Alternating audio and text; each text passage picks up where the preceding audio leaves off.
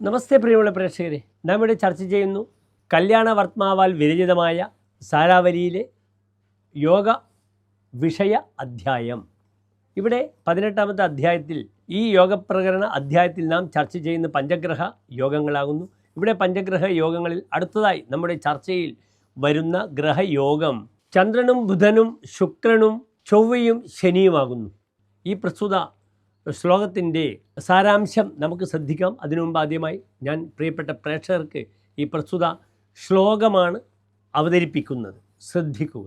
വദബന്ധന രോഗാർത്തോ വിദ്വാൻ ലോകേ സുപൂജിതോ ഭവതി നിസ്സോ വികല ശരീരഃ കുജശശബുധ ശുക്രമന്ദൈ സ്യാത്. ഇവിടെ 3 ശുഭഗ്രഹങ്ങളാണ്, ചന്ദ്രനും ബുധനും ശുക്രനും.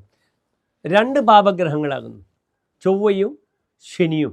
ഈ യോഗത്തിൽ ജനിച്ച വ്യക്തി വദബന്ധന രോഗാർത്തഃ ഭവതി. അദ്ദേഹം ആർത്തഃ പീഡിതനാണ്. വധത്താലും ബന്ധനത്താലും രോഗത്താലും ദുഃഖിതനാണ്, പീഡിതനാണ്. വധേന ആർത്തഃ വധാർത്തഃ. വധം എന്ന വാക്ക് ഇവിടെ ഹത്യ, കൊലപാതകം അല്ലെങ്കിൽ കൊല്ലൽ പ്രക്രിയ മാത്രമല്ല. പ്രയാസങ്ങളെയും വധമെന്ന സംസ്കൃത ജ്യോതിഷ നിഘണ്ടുവിൽ അർത്ഥം പറഞ്ഞിട്ടുണ്ട്.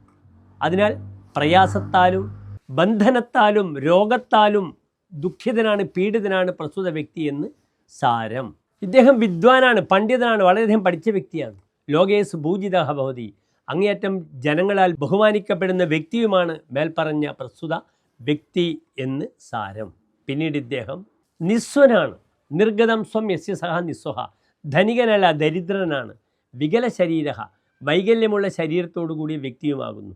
അതിനാൽ ഈ പഞ്ചഗ്രഹ യോഗം ഇദ്ദേഹത്തിന് പാണ്ഡിത്യമുണ്ട്, പക്ഷേ പലവിധ ലൗകിക ക്ലേശങ്ങളാൽ ദുഃഖിതനുമാണ്, ശാരീരികമായി അങ്ങേയറ്റം അവശനുമാണ്, ധനമില്ലാത്ത അവസ്ഥയും ആണ് ഫലമായി പറഞ്ഞിരിക്കുന്നത്. നമസ്തേ.